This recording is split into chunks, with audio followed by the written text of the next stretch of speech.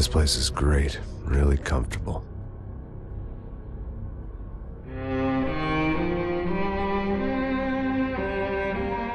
I'm just gonna get settled in.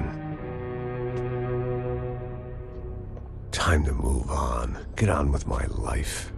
Yes, absolutely.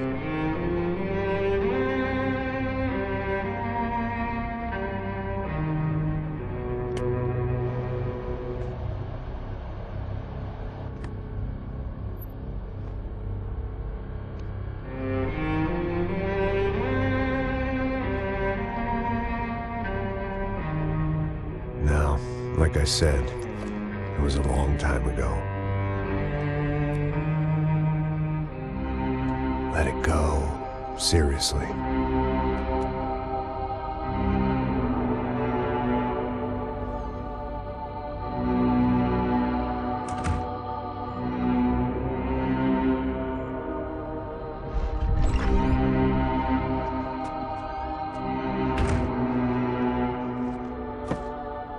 Definitely more my style than Panama, or Hoboken, I guess. No, if I'm honest, I just got kind of bored of boozing. I mean, once in a while, but not all the time. You're right, it wasn't doing me any favors. Maybe I'd lost my self-respect, but it's back. I'm excited, really. I really needed a new start.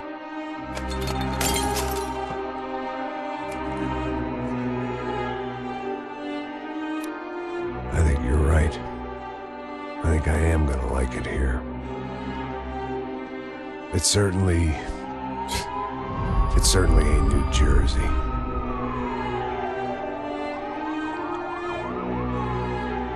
It's my new life. Just like you said.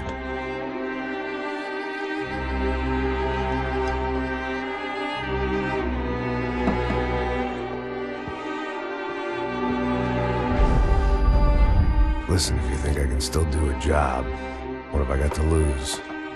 Apart from the weight. Very funny. Ha ha. Yes, that is a fake laugh, you jerk.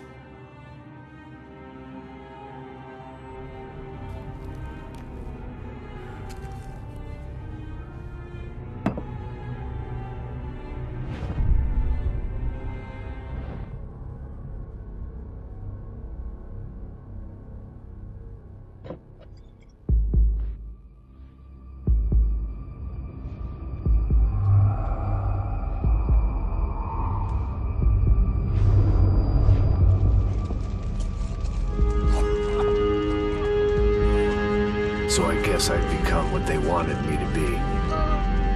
A killer.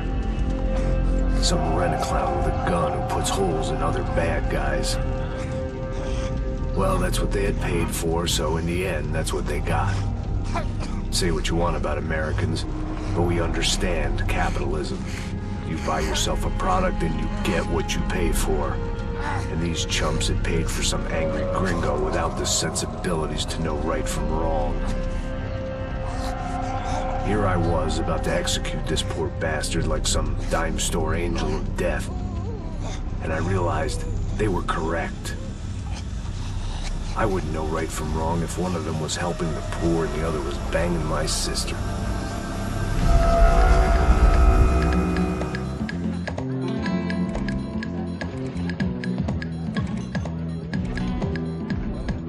I'd arrived in Sao Paulo a few weeks before. I was working a protection detail for the kind of people who need protection in a town like this. And what kind of town was this? One where I didn't speak the language and they didn't water down their drinks. So for now, we seemed to get along just fine. Of course, that was about to change. Hey, brother. Hey. How's the cocktail? It's scotch. I never mix my drinks. Well, at least not on duty. Something like that. Man, that favela is big. Yep. Nothing like the view of extreme poverty to make a penthouse cocktail party really swing. I guess they call it trickle-down economics. That's funny. It's supposed to be a charity thing. Drink and give money. I don't know, something for the kids. Hey, listen, man. We better look lively. This place is a nightmare. They just got cowboys running security downstairs, and something rotten in the air. That didn't mean much. There was always something rotten in the air. The family we were protecting were local celebrities, rich parasites with delusions of humanity. The kind of people who end up in glossy magazines or body bags, depending on how their luck runs. So where are they all? I see Rodrigo over there talking to that guy. Yeah, I don't know him. That guy next to him. He's some kind of cop. I think, I'm not sure. Serious, though. Big-end cop, anti-gang sort of thing. I can't remember his name. So who's this guy?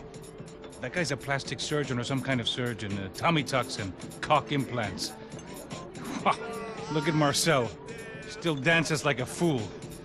Guess that's what a European education and a coke habit will do for Ricky Martin look-alike.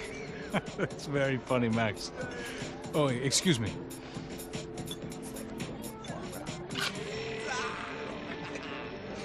I was mostly working for Rodrigo Branco, a local businessman. Built things, did some charity, had things named after him, won awards, owned things, people. One of the trophies he had won was his wife, Fabiana. She was hot and wanted to be dangerous.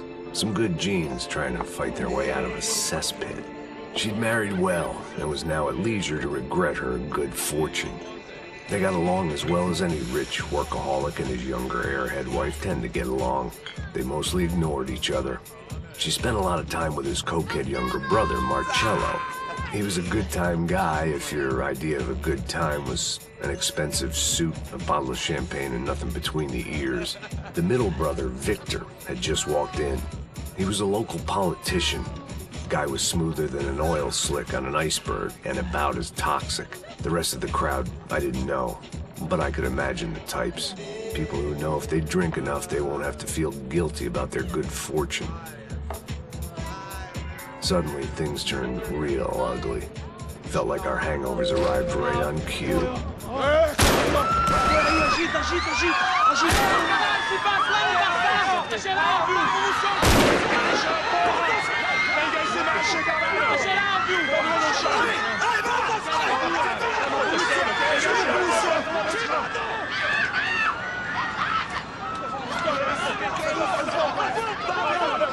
Passos!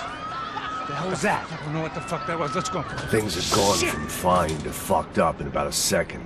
And now there were two idiots at the wheel. Clear. You got this floor? Sure. All right, look after yourself, bro. Stay safe. It wasn't my own safety I was concerned about. Trophy wife or not. I'd said I would protect the girl. I hoped I hadn't lost my edge, along with everything else.